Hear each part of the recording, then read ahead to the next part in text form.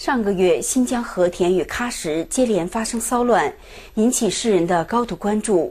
中共当局说，这是受境外操纵的疆独分子发动的恐怖袭击。不少民众认为，这是年深日久的民族矛盾的爆发。我们请时事评论员刘继坤先生谈一谈他的看法。刘先生您好。主持人好，观众朋友好。给新疆骚乱定性，首先要了解事实真相。了解真相是困难的，因为中共当局实行严密的新闻封锁，连国内记者都禁止采访，当局甚至采取封网、控制通讯的手段。但是当局想一手遮天，已经难以做到了。先请您谈一谈7·18和田事件的真相吧。首先，和田事件不是恐怖袭击。当局讲维吾尔人攻击了警察派出所，警察派出所是中共的专政机关，暴力镇压机器。维基百科是这样定义恐怖主义的：恐怖主义是指有意制造恐慌的暴力行为，意在达成宗教、政治或意识形态上的目的而故意攻击非战斗人员，即平民。就是说，只有对平民的攻击、杀戮才能和恐怖主义挂上钩。另外，根据当局公布的消息，维族的派出所所长和一名维族警察在攻击中丧生，这就排除了民族矛盾的因素。这是维族民众对中共专政机器的反抗，不管这个机器是由维族人还是由汉族人组成的。维族民众为什么要攻击警察派出所呢？事件有原因和导火线。原因或者说根本原因是中共对维吾尔人政治上的高压和经济上的掠夺。09年75事件之后，中共统治新疆的基本手段就是高压严打。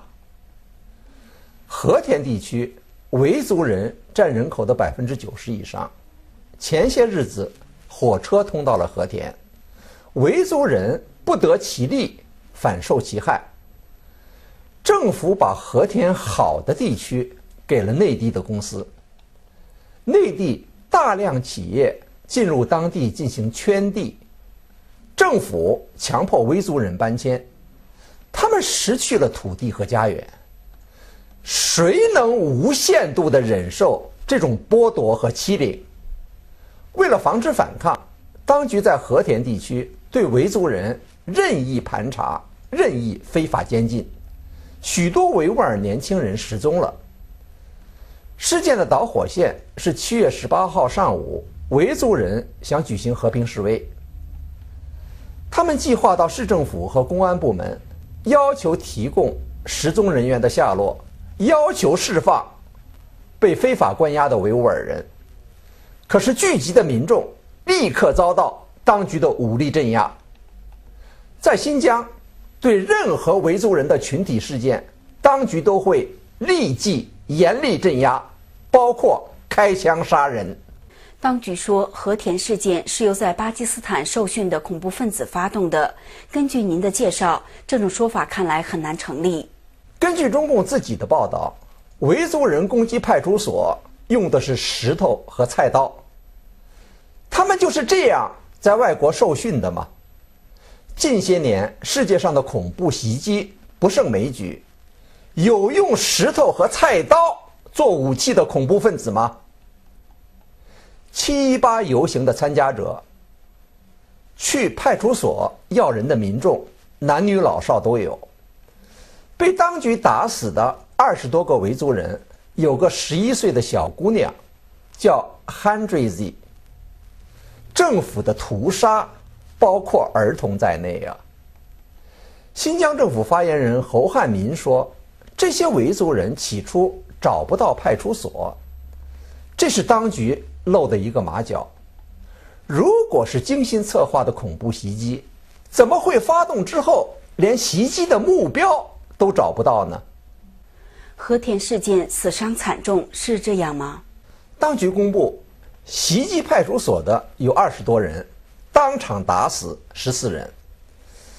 但是维族人讲，有20多名示威者被杀，就是说维族人被杀的比例最低也有60%-70%，最高达到100%。当局在武力上有绝对优势，民众几乎是赤手空拳。为了镇压示威或者骚乱，用得着杀这么多人吗？和田事件凸显了中共镇压维吾尔民众的凶残。当局公开宣称实行就地正法，换言之就是格杀勿论。这是6·4大屠杀邓小平指导思想的贯彻，杀20万，稳定20年，值得。那么7月底发生的喀什事件，您认为与和田事件性质是一样的吗？两者相同之处在于，都是官逼民反，都是民众的积怨和愤怒的爆发，都源于中共对维族人政治上的高压和经济上的掠夺。导火线有所不同，当局要拆毁喀什古城，强迫居民搬迁，借口是预防地震。喀什古城是维吾尔文化一颗灿烂的明珠，拆毁古城对维族人意味着消灭他们几千年的文化结晶。个别愤怒绝望的维吾尔青年，因为没有任何和平的方式可以表达意愿，走上了绝路。喀什事件是否有中共所谓境外3种势力的操纵？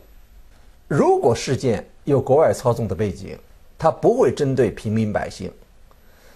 针对民众的暴力行为会受到全世界的谴责，这是真正的分裂主义者、东突厥复国主义者绝不会干的傻事。